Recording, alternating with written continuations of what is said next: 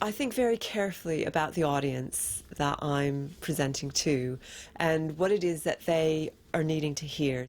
I think about, I think in a presentation, in most presentations, you have to be very clear about what the particular key points you want to make are. So I think very carefully about and usually, not very many, so between 3 and 5. I will spend twice the amount of time that I'm presenting in preparation. If I present to an audience about a particular topic, I think about a bit what should be the start, what should be the main body of the presentation and the sort of conclusion and all of that, and prepare for that. Well, the first thing I need to do is to find out who my audience is going to be, how much they know about the topic, what jobs they do, where they're from, which cultural background they're from. That's before I even start to collect data or organize the outline of what I'm going to say. Because if you don't know who your audience is, you might prepare totally the wrong kind of presentation. Andrew Mallet is a communications expert and trainer. He has some advice about how to prepare for a presentation. Presenting is simply communicating some ideas or messages to an audience in order to achieve something. This is true for all presentations. So the first part of your planning is to identify your key messages. In other words, what you want to say. And you don't want many. 3 is fine. Anything more than 5 is probably too many. You also need to think about your audience. Who are they? What are they concerned with? What do they need to know? A successful presenter combines what they want to say with what the audience needs to hear.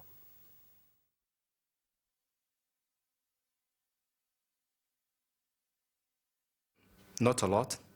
I mean, actually I'm very kind of spontaneous as we are doing right now. I mean, I don't practice a lot. Yes, I think rehearsing is important. I often find myself rehearsing in front of the mirror. However, rehearsing too much might make the conversation you have with the audience during the presentation really mechanical, so you might lose your audience. Yes, I generally do, unless it's a presentation that I've done previously, in which case I already have experience and therefore I don't rehearse as much. I just write my speech and then I just try to time myself and speak out loud. And of course I'm trying to get familiar with the space, the room that I'm going to present in. Practice is important. There's a big difference between looking at your notes and actually standing up and presenting. So practice your presentation, preferably at least 2 or 3 times. I recommend that when you practice, you try to do it differently every time. Try using different phrases and examples so that you don't become fixed on a single way of presenting your message. Presenting is not about speaking perfectly. It's about being comfortable with your audience even when you are not perfect. Giving a clear message is much more important than speaking perfect sentences in English. Think also about the things which you can control before the presentation, in particular your environment, such as the room and equipment you are using. You may have a preference for how the room is arranged, theatre style, a U-shaped arrangement or groups at tables. If you can, check the room before your presentation to make sure things are arranged the way you want them to be. Check all technical equipment so you're not anxious about whether the slides will work.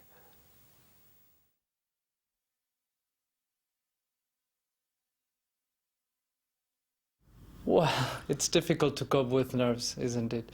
So try to breathe, try to think on something else, and maybe go for a walk, a little bit of everything.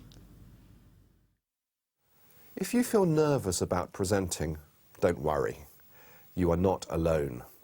In reality, nerves are good for you. They keep you alert and full of energy when presenting. But you don't want to be too nervous. Good preparation of the type I described earlier helps to reduce nervousness. How you manage yourself and deal with nervousness is a personal matter. Different people need to do different things. Some people like to find a quiet place away from people.